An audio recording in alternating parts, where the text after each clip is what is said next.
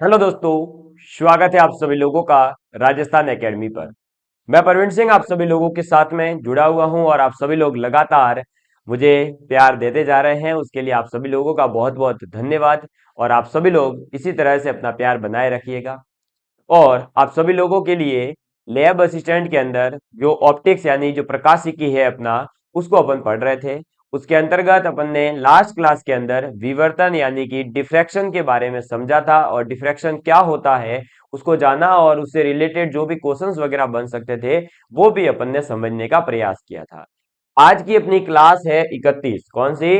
31 number की आज की अपनी क्लास है। इससे पहले की सभी क्लासेस हमारे यूट्यूब चैनल पर प्लेलिस्ट के अंदर आप लोगों के लिए अवेलेबल है। आप जाकर के फ्री ऑफ कॉस्ट देख करके नोट्स बना सकते हैं और अपनी तैयारी को जो है सुचारू रूप से जारी रख सकते हैं। और ये जो अभी एक शांति काल का समय है, जिस समय पर वैकेंसीज जो है आई हुई नहीं है और वैकेंसीज आने का एक दौर चल रहा है। आप लोग जानते हैं कि बजट के अंदर बहुत सारी भर्तियों की घोषणा होने वाली है, तो उसके अंदर भी लैब असिस्टेंट भर्ती प्रतियोगी परीक्षा की घोषणा हो सकती है। इसलिए आप उसकी तैयारी में अभी से लगे रहें, क्योंकि जो भर्तियां हैं वो आपके बजट में आने के बाद में ये फिक्स है कि 2024 के एंड तक उसका एग्जाम हो जाएगा। तो क्यों ना हम जो है उसके लिए पहले से ही प्रिपेयर हो जाएं। और पहले से ही अगर हम प्रिपेयर है तो अपना चयन भी निश्चित होता है। और आप लोग सभी जानते हैं कि विद्या की देवी माँ सरस्वती है। तो आज से हम हमारे क्लास का एक नया सिस्टम शुरू करने जा रहे हैं कि जैसे ही हम अपनी क्लास को शुरू करेंगे उसके बाद में जो है एक स्टार्टिंग में ही हम माँ सरस्वती को डेली प्रणाम करेंगे। उसके बाद में ही अपनी क्लास को अपन शुरू करेंगे। यह आज से मेरी तरफ से किया जा रहा प्रयास आप सभी लोगों के लिए है। तो आप सभी लोग भी जहां भी पढ़ रहे हो वहां जरूर से जो है दोनों हाथ एकदम करबंद एकदम सही तरीके से ऐसे जोड़ करके जो है मेरे साथ बोले, हे माँ सरस्वती, मुझे सद्बुद्धि देना और मुझे पढ़ाई के अंदर निरंतर मेहनत संघर्ष करने की शक्ति देना। और मां सरस्वती आपका आशीर्वाद बनाए रख। बस इतना आपको जो है रेगुलर अब अपनी हर क्लास के अंदर होगा ये। तो इससे जो है आप लोगों को एक पॉजिटिविटी आएगी और आप लोग जो है अपने सफलता के लिए, अपनी जो भी आपका लक्ष्य है उसको प्राप्त करने के लिए लगातार मेहनत करते रहेंगे। मां सरस्वती का आशीर्वाद जिसके ऊपर होता है वो शख्सियत कभी असफल हो ही नहीं सकती। तो चलिए मां सरस्वती के आशीर्वाद के बाद आज की क्लास को अपन करते हैं शुरू। और आज का अपना टॉपिक रहेगा दुर्वर्ण एवं दुर्वर्ण मापी यानी पोलराइजेशन एंड पोलेरीमीटर के बारे में आज अपन पढ़ने वाले हैं। ये टॉपिक जो है थोड़ा सा लेंथी है और थोड़ा सा थ्योरेटिकल भी है। लेंथी इसलिए है क्योंकि इसके अंदर बहुत सारी चीजों को अपने पढ़ना पड़ेगा। और पोलराइजेशन किस प्रकार से कर सकते हैं, पोलेरीमीटर क्या काम आता है, कौन सा लॉ है, कैसे क्वेश्चंस आएंगे, सब चीजें आपको बताई जाएगी। आप लोगों को केवल और केवल ये ध्यान रखना है कि जो चीज यहाँ लिखवाई जा रही है, जो चीज समझाई जा रही है, उसका पूरा का पूरा जो है ध्यान लगा करके सुनने का और लिखने का प्रयास करिएगा। तो चलिए आप सभी लोग अपने कॉपी पेन को निकाल लीजिए और लिखना शुरू करेंगे और साथ ही साथ समझना शुरू करेंगे। सबसे पहले आप सभी लोग अपनी कॉपी में हेडिंग डालेंगे दुर्वर्ण मापी और दुर्वर्ण। तो आप सबसे पहले लिखेंगे दुर्वर्ण यानी पोलराइजेशन, तो ध्रुवण तथा ध्रुवण मापी।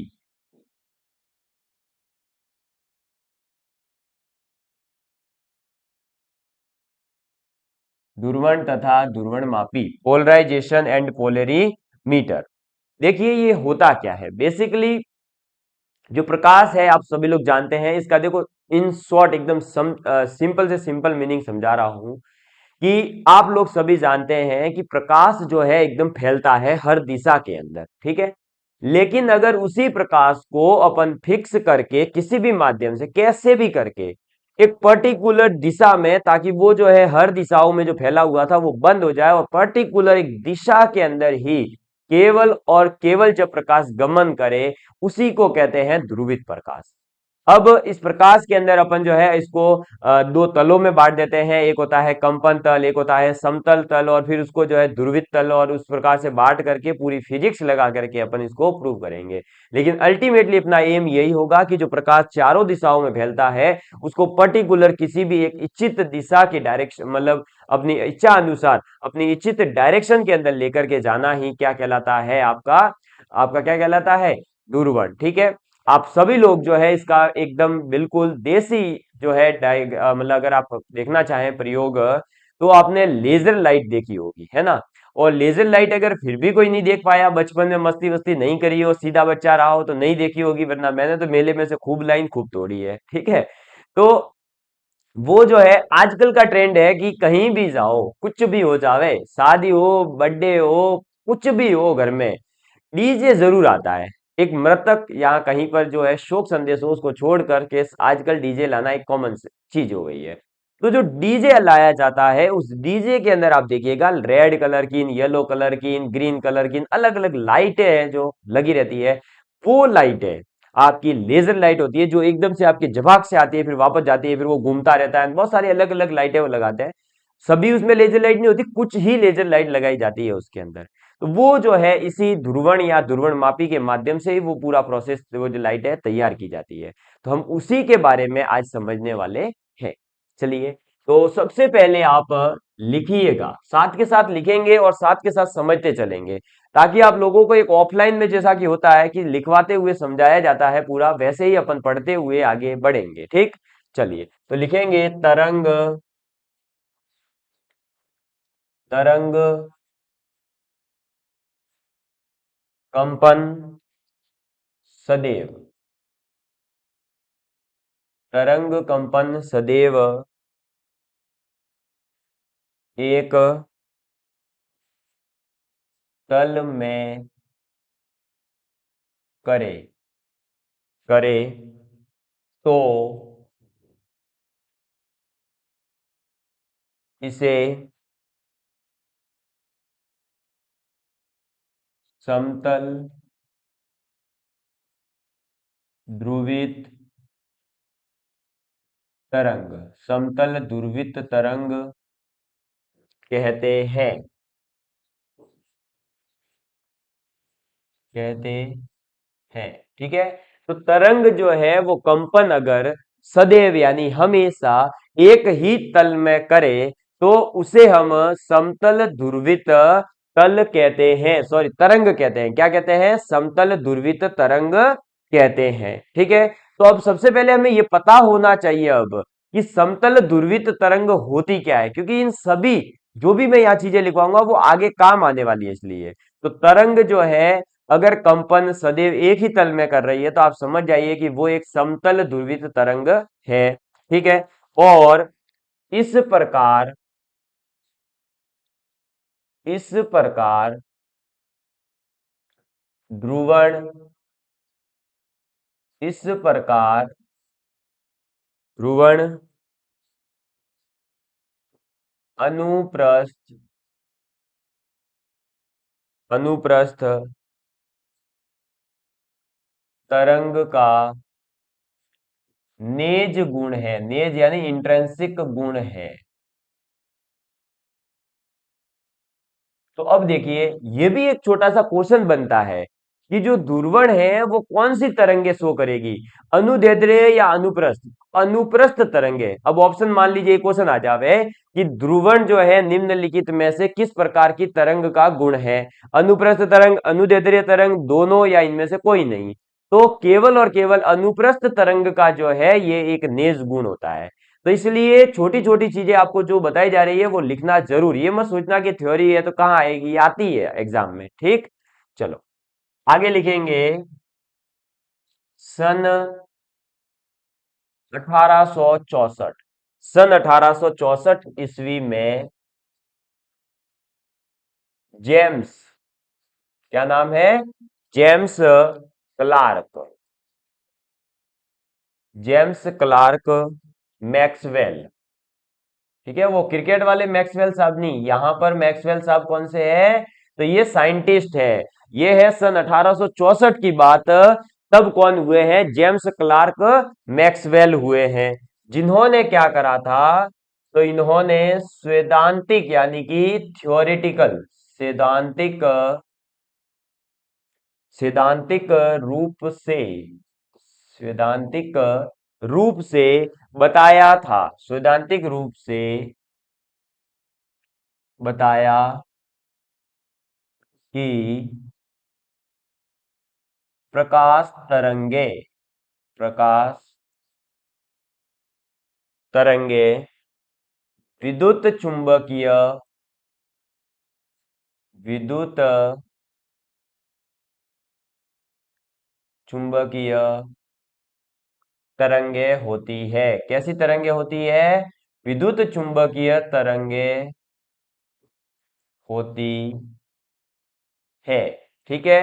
तो सन 1864 में जो जेम्स क्लार्क मैक्सवेल हुए, उन्होंने सैद्धांतिक रूप से यानी थ्योरेटिकल रूप में, केवल थ्योरी के रूप में, प्रैक्टिकल प्रूफ नहीं करा, केवल ऐसा थ्योरेटिकल रूप से कहा था कि जो प्रकाश तरंगे हैं वो विद्युत चुंबकीय तरंगे होती है। तो प्रकाश तरंगे विद्युत चुंबकीय तरंगे है, ये किसने बताया था? तो ये बताया है जेम्स क्लार्क मैक्सवेल ने। ठीक है।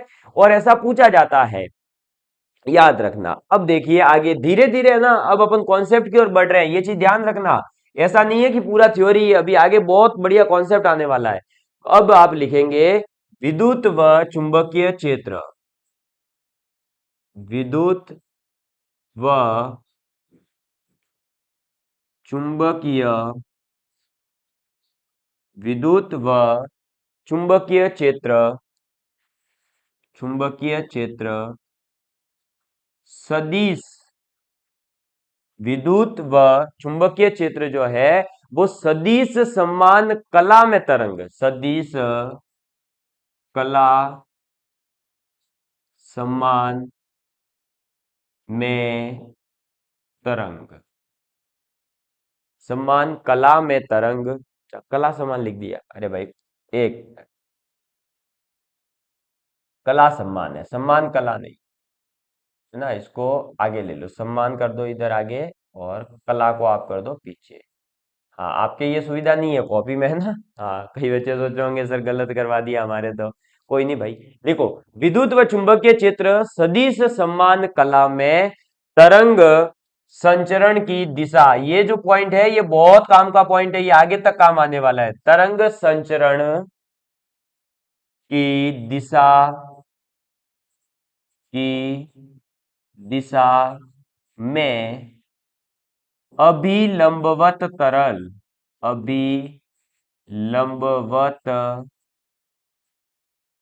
तल, अभिलंबवत तल में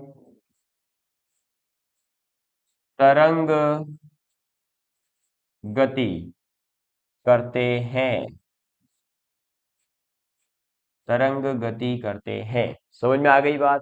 तो विद्युत और चुंबकीय क्षेत्र जो है वो सदिश समान कला में तरंग संचरण की दिशा में अभिलंबवत तल में तरंग गति करते हैं। तो ये चीज ध्यान रखना कि जो विद्युत और चुंबकीय क्षेत्र है यानी इलेक्ट्रिक फील्ड और मैग्नेटिक फील्ड जो है, दोनों के दोनों समान कला में यानी सेम फेज में। अब समान कला अपन व्यतिकरण में समझ चुके हैं कि कला क्या होती है, और समान कला में कब होंगे? जब सेम एंगल के साथ में दोनों चलेंगे। कौन? इलेक्ट्रिक फील्ड और मैग्नेटिक फील्ड। समान कला में तरंग संचरण की दिशा में यानी जिस दिशा में तरंग जा रही हो उसी दिशा में, ये देखिए सुनिए पूरा ध्यान से, विद्युत और चुंबकीय क्षेत्र दोनों समान कला में होने चाहिए, पहला पॉइंट। दूसरा पॉइंट है दोनों के दोनों तरंग जो है वो संचरण की दिशा में, किस? तरंग संचरण की दिशा में अभिलंबवत तल में, अभिलंबवत तल में तरंग गति करते हैं। समझ में आ गई बात? तो अभिलंबवत तल में तरंग गति करते हैं। अभिलंबवत तल मतलब क्या हुआ? परपेंडिकुलर जो प्लेन बनेगा, अभी डायग्राम भी आएगा, परपेंडिकुलर जो प्लेन बनेगा उस प्लेन में तरंग गति करते हैं। ये चीज आपको ध्यान रखनी है, ये बहुत काम की चीज है। ठीक है, चलो अब देखो, यहां मैंने क्या लिखवाया था कि ध्रुवण जो है वो अनुप्रस्थ तरंग का एक नेज गुण होता है, लेकिन जो प्रकाश तरंगे होती है वो कैसी तरंगे होती है अब हमें ये नहीं पता है। तो प्रकाश तरंगे अनुप्रस्थ तरंगे होती है, ये चीज आपको याद रखनी है। तो लिखेंगे कि प्रकाश तरंगे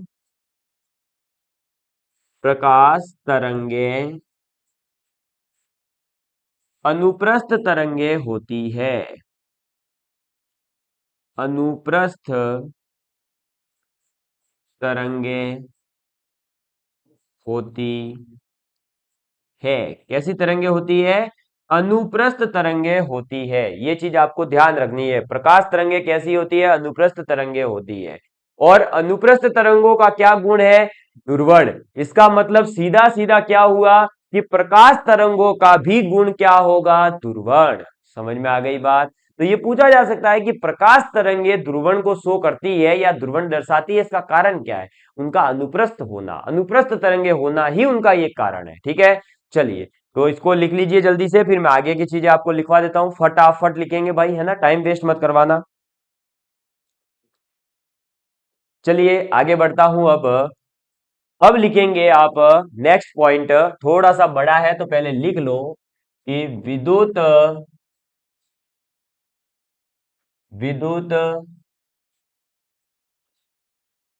चुंबकीय विद्युत चुंबकीय तरंग में विद्युत चुंबकीय तरंग में वह तल वह तल जिसमें जिसमें विद्युत क्षेत्र विद्युत क्षेत्र सदिश के विद्युत क्षेत्र सदिश के सदिश के कंपनों कंपनों का तल तथा तरंग संचरण तरंग संचरण की तरंग संचरण की दिशा दिशा स्थित होते हैं। ठीक है, तरंग संचरण की दिशा स्थित होते हैं, कंपन तल कहलाता है। कंपन तल कहलाता है। तो सबसे पहले तो अब आपको यह समझ में आ जाना चाहिए कि कंपन तल होता क्या है। तो विद्युत चुंबकीय तरंग में वह तल विद्युत चुंबकीय तरंग के अंदर वह तल जिसमें विद्युत क्षेत्र सदिश के कंपनों का तल तथा तरंग संचरण की दिशा स्थित होती है। मतलब विद्युत क्षेत्र जो है, इलेक्ट्रिक फील्ड जो है, वो जिस भी तल में उपस्थित है वो तल एक तो, और एक तरंग संचरण की दिशा जो भी होगी वो कौन से तल में स्थित है, ये दोनों जिस तल में स्थित है उसी तल का नाम क्या होता है? कंपन तल नाम होता है। तो कंपन तल कौन सा होगा? जिसमें विद्युत क्षेत्र और तरंग संचरण की दिशा दोनों स्थित होते हैं, उसे हम कहते हैं कंपन तल। समझ में आ गई बात? अब ये पूछा गया था एक बार सेकंड ग्रेड के अंदर कि कंपन तल में निम्नलिखित में से कौन उपस्थित होता है, और वहां ऑप्शन आ गए थे विद्युत क्षेत्र, तरंग संचरण की दिशा, चुंबकीय क्षेत्र, और लास्ट में इनमें से कोई नहीं। सीधा सीधा आंसर, सॉरी, चौथा ऑप्शन था पहला और दूसरा, तो सीधा सीधा आंसर था क्या? विद्युत क्षेत्र और तरंग संचरण की दिशा। इस टाइप के क्वेश्चन जब सेकंड ग्रेड में आ सकते हैं तो लैब स्टैंड में क्यों नहीं आएंगे? आ सकते हैं। ठीक है, चलो आगे लिखेंगे अब नेक्स्ट पॉइंट जल्दी से, और यह है कि तरंग की समस्त यानी कि सभी प्रकाशीय घटनाएं सभी प्रकाशीय घटनाओं के लिए, घटनाओं के लिए विद्युत चुंबकीय तरंगे, विद्युत विद्युत चुंबकीय विद्युत चुंबकीय तरंगों का, विद्युत चुंबकीय तरंगों का विद्युत क्षेत्र, विद्युत क्षेत्र घटक ई, क्या है, घटक ई यानी इलेक्ट्रिक फील्ड, ठीक है, विद्युत क्षेत्र घटक ई ही उत्तरदायी होता है। अब ये भी एक पॉइंट है, ये सब थ्योरी के रूप में लिखवाया जाता है, लेकिन मैं आपको पूरा का पूरा एक पॉइंट पॉइंट वाइज लिखवा रहा हूं ताकि आपको समझ में आ जाए। तो ई ही उत्तरदायी, उत्तरदायी होता है, ठीक है। अतः ये आपका बहुत इंपॉर्टेंट पॉइंट है। अतः ई को प्रकाश सदिश, ई को, ई यानी कि इलेक्ट्रिक फील्ड वही, ठीक है, विद्युत क्षेत्र, तो प्रकाश सदिश, प्रकाश सदिश भी कहते हैं। अब सुनिए ये पॉइंट क्या है। देखिए भाई, ये कह रहा है कि तरंग की समस्त प्रकाशीय घटनाओं के लिए, तो भाई जितनी भी जो तरंग है अपनी, उस तरंग की जितनी भी प्रकाशीय घटनाएं हैं, यानी कि लाइट से रिलेटेड जितनी भी घटनाएं हैं, जो भी फिनोमिनाज हैं, वो आपके विद्युत चुंबकीय तरंगों का, जो विद्युत चुंबकीय तरंगे हैं, अब उस तरंगों का दो भाग होता है, एक होता है विद्युत भाग, एक होता है चुंबकीय क्षेत्र।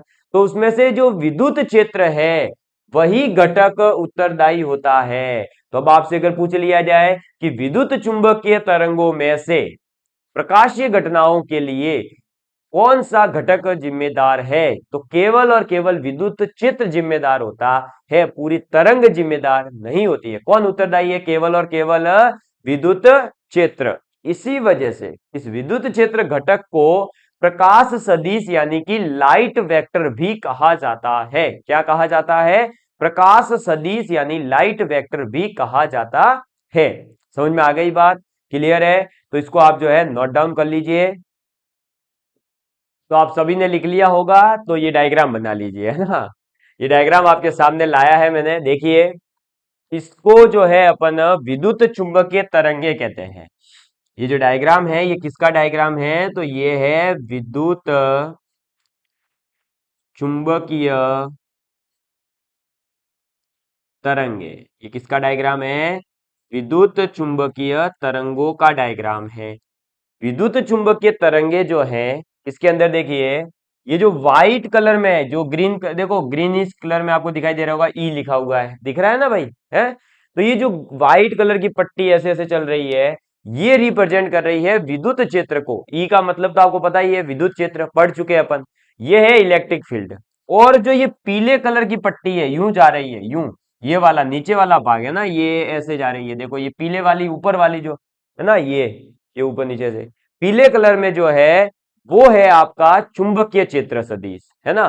तो ये आपके विद्युत चुंबकीय तरंग के अंदर दो घटक होते हैं, एक होता है विद्युत क्षेत्र और एक होता है चुंबकीय क्षेत्र। तो विद्युत क्षेत्र तो चल रहा है यूं, ऐसे, ये देखिए ऐसे, यूं, ठीक है। और जो चुंबकीय क्षेत्र है वो नीचे यूं चल रहा है, यूं, ऐसे प्लेन के अंदर यूं चल रहा है, यूं, ऐसे ऊपर नीचे नहीं चल रहा है। ये दोनों 3D में चल रहे हैं, आप ये ध्यान रखें, आप देख लीजिएगा, एक बार मैं बता देता हूं। ये है आपका इलेक्ट्रिक फील्ड, और ये पेन जिस डायरेक्शन में चल रहा है ना, यूं, ऐसे ऐसे, यूं, ये ऐसे, वो तो चल रहा है आपका कौन, ये चुंबकीय क्षेत्र। और ये इलेक्ट्रिक फील्ड ऐसे चल रहा है, यूं, यूं, ऊपर नीचे।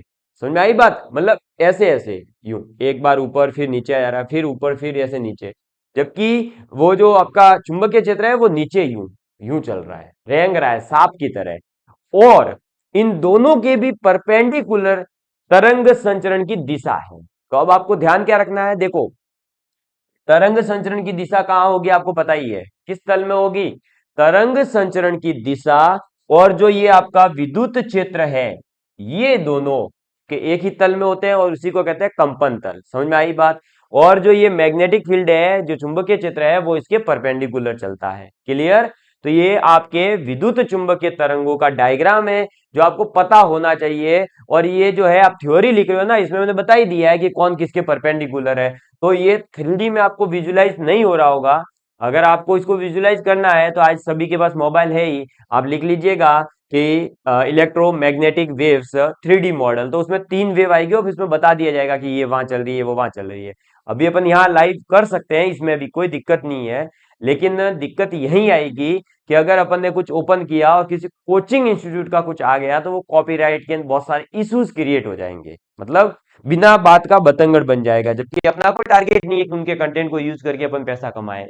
समझाने के लिए तो आप खुद अपने घर बैठ के अब जो है ये कर लीजिएगा। तो ये 3D डायग्राम देख सकते हैं। बस अब आगे लिखते हैं। तो प्रकाश का उत्सर्जन वगैरह कैसे होगा और कैसे अपन धीरे धीरे अब ध्रुवित प्रकाश की ओर बढ़ेंगे वो लिखिए। तो अब आप लिखेंगे जल्दी से, प्रकाश का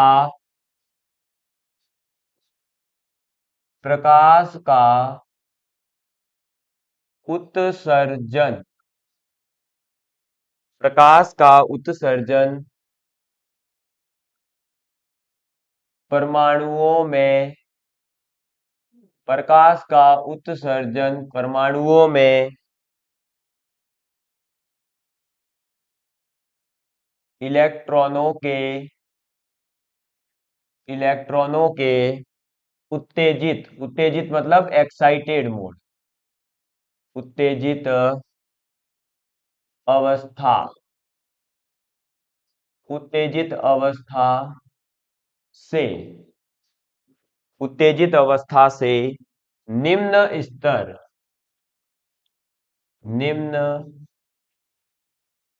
स्तरों में संक्रमण,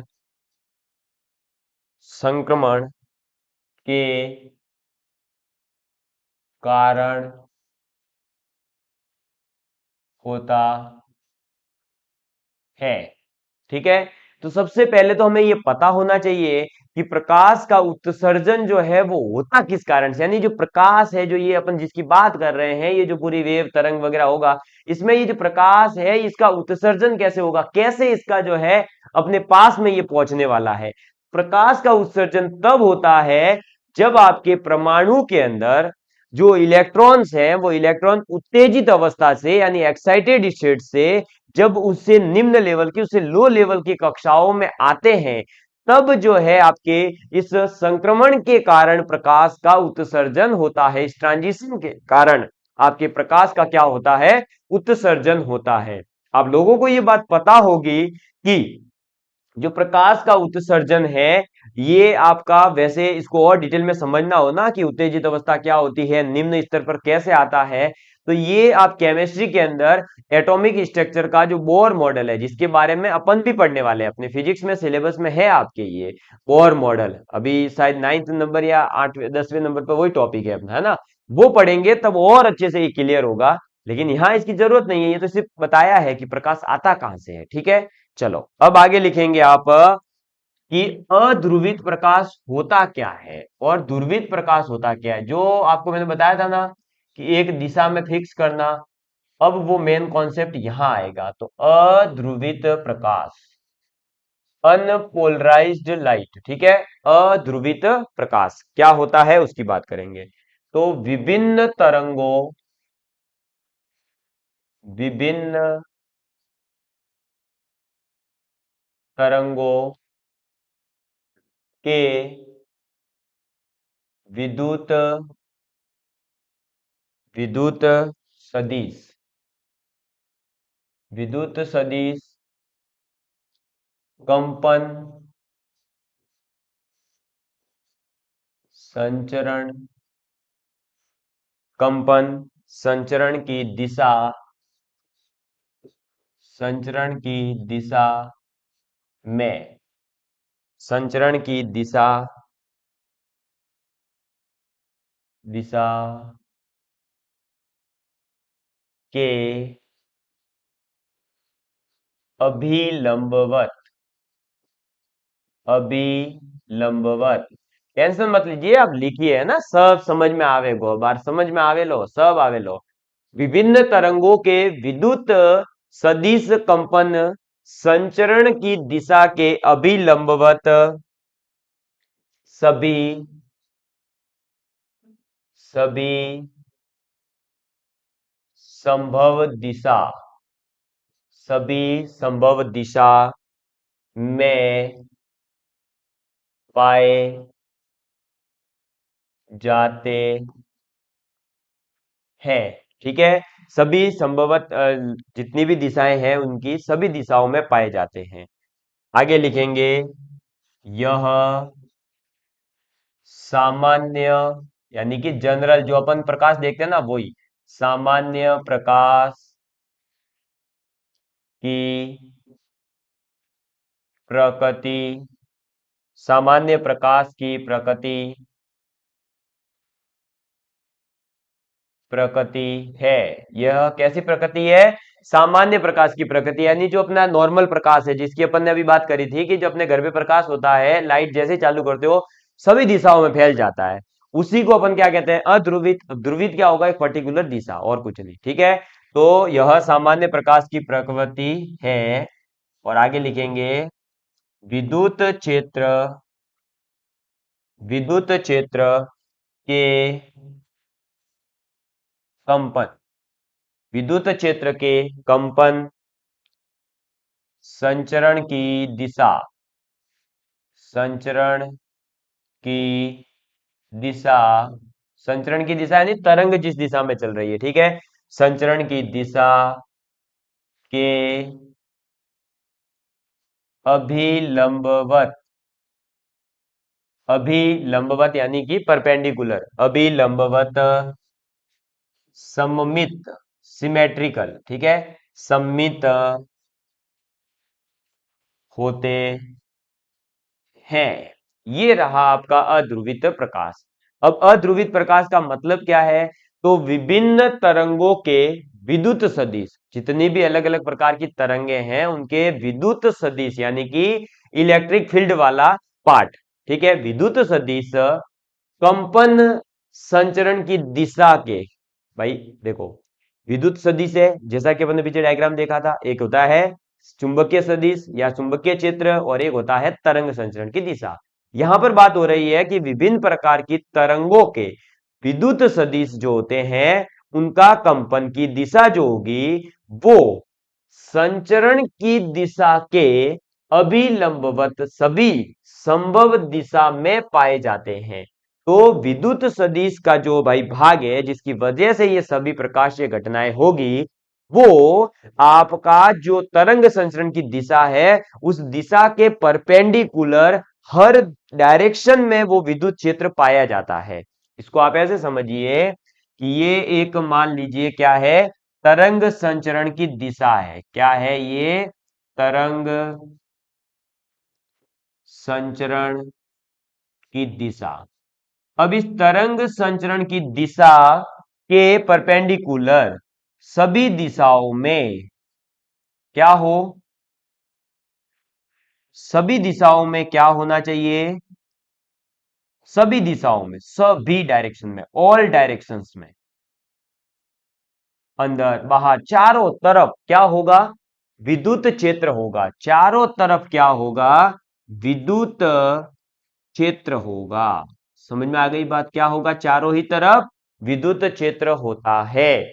तो चारों ही तरफ जब विद्युत क्षेत्र होता है तो वो क्या होगा? प्रकाश फैल रहा है, क्योंकि आपको बताया ना, प्रकाशीय घटनाएं होती ही विद्युत क्षेत्र के कारण है, और जब विद्युत क्षेत्र सभी दिशाओं में फैल रहा है तो प्रकाश भी सभी दिशाओं में फैलेगा। और यह अध्रुवित प्रकाश जो है वो सामान्य प्रकाश की प्रकृति है। विद्युत क्षेत्र के कंपन और संचरण की दिशा एक दूसरे के परपेंडिकुलर तो होते हैं, लेकिन परपेंडिकुलर सममित होते हैं, यानी कि सिमेट्रिकल होते हैं। जितना इधर परपेंडिकुलर में भाग आ रहा होगा उतना ही इधर भी आ रहा होगा, इतना ही ऊपर उधर नीचे, ऐसे। समझ में आ गई बात? मतलब चारों दिशाओं में सिमेट्रिकल फैलता है और कुछ नहीं। क्लियर? ये है अध्रुवित प्रकाश की विशेषताएं। तो अध्रुवित प्रकाश की विशेषताएं जरूर ध्यान में रखें, क्योंकि आपसे जब अध्रुवित प्रकाश और ध्रुवित प्रकाश को अभी आगे अपन डिस्कस करेंगे तो उनके अंतर के बारे में पता होना चाहिए, एक एक पॉइंट। तो अध्रुवित प्रकाश आप लिख लीजिए, फिर अपन आगे बढ़ते हैं और ध्रुवित प्रकाश को लिखते हैं और फिर इनका डायग्राम बनाते हैं। तो आप सभी लोगों ने जो है ध्रुवित प्रकाश लिख लिया होगा। अब लिखते हैं ध्रुवित प्रकाश को, यानी पोलराइज्ड लाइट जो है वो क्या होती है। तो लिखिएगा ध्रुवित प्रकाश। ध्रुवित प्रकाश यानी पोलराइज्ड लाइट। इसकी डेफिनेशन लिखिए, प्रकाश किरण में, प्रकाश किरण में विद्युत क्षेत्र, प्रकाश किरण में विद्युत क्षेत्र सदिश के, विद्युत क्षेत्र सदिश के कंपनों को, कंपनों को, कंपनों को निश्चित दिशा, पहला ही जैसे बताया था एक पर्टिकुलर डायरेक्शन में, निश्चित दिशा, निश्चित दिशा या कोई पर्टिकुलर भाई दो तीन दिशाओं में लेना हो तो दिशाओं में भी ले सकते हो, लेकिन एक फिक्स दिशाओं में फिर है ना, दो दिशा तीन दिशा ऐसे हर डायरेक्शन में नहीं। तो कंपनों को निश्चित दिशा या दिशाओं में सीमित कर, सीमित कर दिया जाए, कर दिया जाए तो, कर दिया जाए तो इस घटना को, इस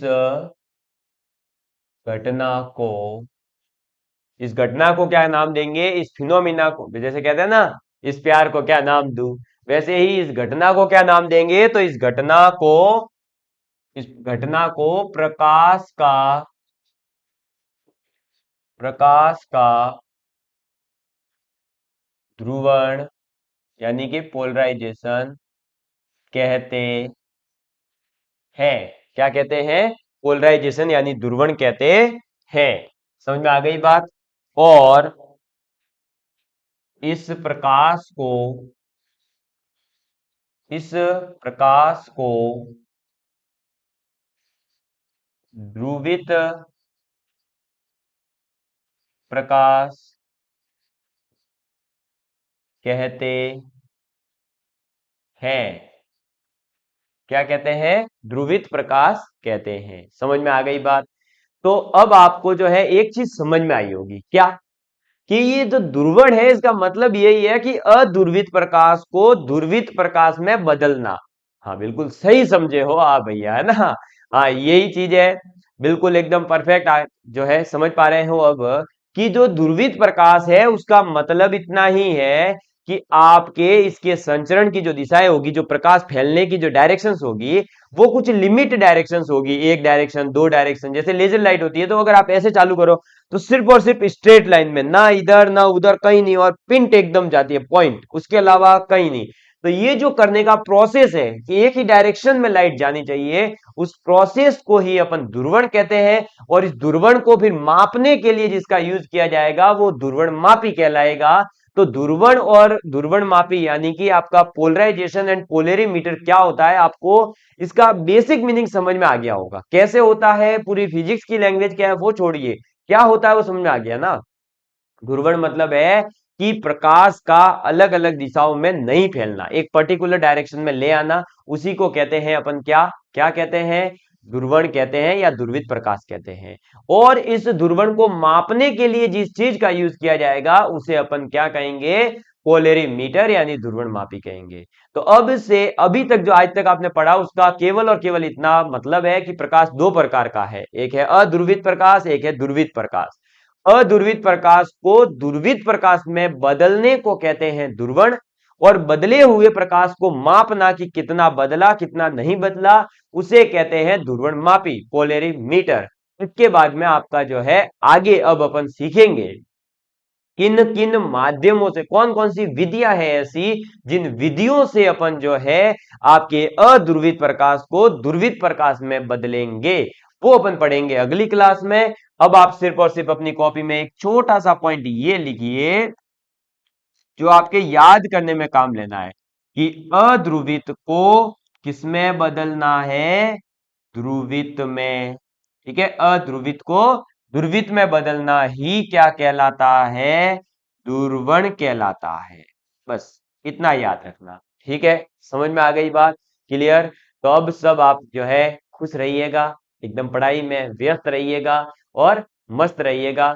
धन्यवाद, जय हिंद, जय भारत। मिलेंगे अगली क्लास में, तब तक के लिए bye bye, love you all of you, please take care and please share with your friends.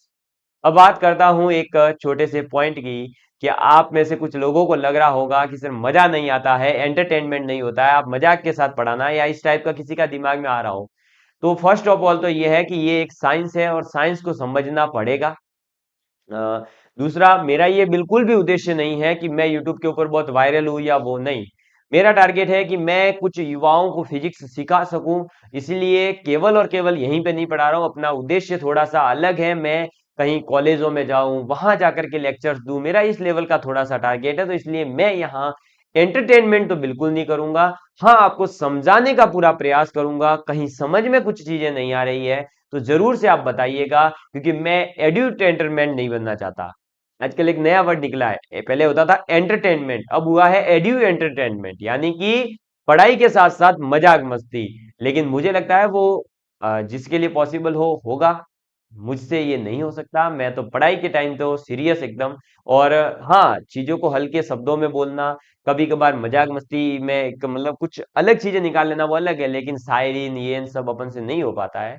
ठीक है, फिर भी कोशिश करेंगे आप लोगों के लिए। कुछ अच्छा सा मोटिवेशनल लाइनें जरूर बोल सकता हूं कि लाख दलदल हो पाव जमाए रखना, हाथ खाली ही सही ऊपर उठाए रखना, कौन कहता है चलनी में पानी नहीं टिकता, कौन कहता है चलनी में पानी नहीं टिकता, पानी को बर्फ बनने तक हौसला बनाए रखना, पानी को बर्फ बनने तक हौसला बनाए रखना। धन्यवाद।